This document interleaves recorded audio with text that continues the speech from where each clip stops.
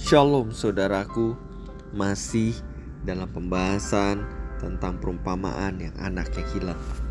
Kita mau coba lihat fakta-fakta apa yang kita temukan.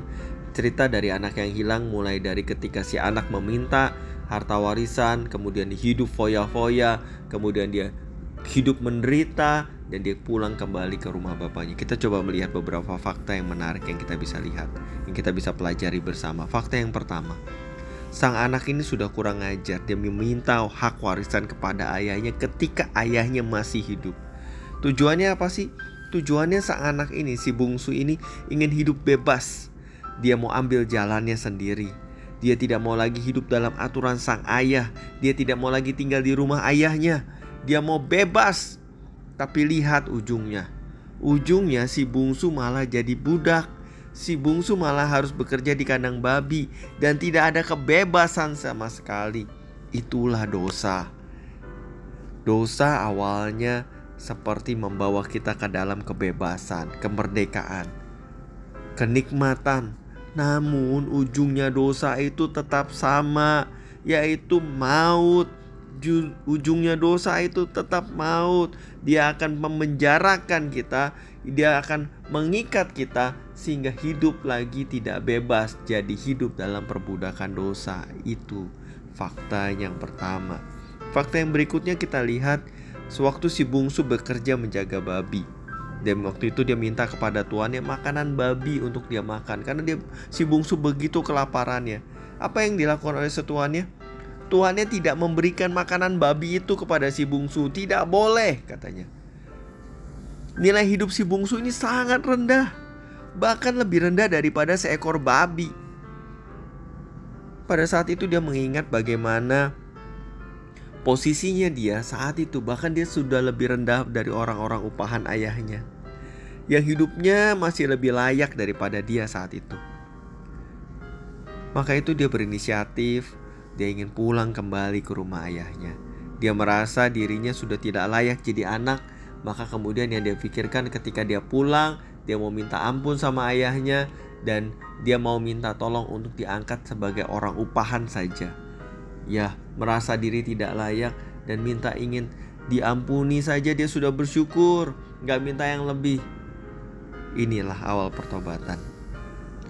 Yang ketiga kita lihat, sang ayah yang penuh kasih. Dia justru menanti-nantikan kepulangan si bungsu. Dia tidak melupakan, sang ayah tidak melupakan si bungsu. Padahal si bungsu sudah mengecewakan dia, sudah meminta harta warisan di depan, tinggalkan rumah. Tapi si ayah tidak lupakan si bungsu. Dia masih mengenali si bungsu. Walaupun dari jauh sekalipun, dengan kasihnya dia begitu mengenali si bungsu, dan dia berlari mendapatkan si bungsu, menerimanya kembali, memeluk dan menciumnya. Sang ayah yang penuh kasih kemudian dia tolak permintaan dari si bungsu. Si bungsu minta apa sih? Si bungsu tadi minta diangkat menjadi orang upahan ayahnya. Si bungsu ini permohonannya ditolak oleh ayahnya. Ayahnya langsung kasih jubah yang terbaik, langsung kasih cincin dipakaikan di jari si bungsu, dan langsung dikasih sepatu untuk dikenakan oleh si bungsu. Ini menunjukkan bahwa si bungsu ditolak menjadi orang upahan, namun diterima sebagai anak. Walaupun sudah kecewakan ayahnya, walaupun sudah pergi tinggalkan ayahnya, ketika anak ini pulang dengan meminta ampun kepada ayahnya, ayahnya dengan penuh kasih tetap menerimanya, tetap memeluknya, dan tetap menerimanya sebagai anak. Luar biasa. Teman-teman, si bungsu ini mungkin sudah lupakan si bungsu karena sudah gak punya uang lagi. Tuannya itu sudah rendahkan si bungsu, ya, karena itu sudah disuruh menjaga kandang babi, menjaga babi. Minta makanan babi saja tidak dikasih. Si tuannya sudah rendahkan.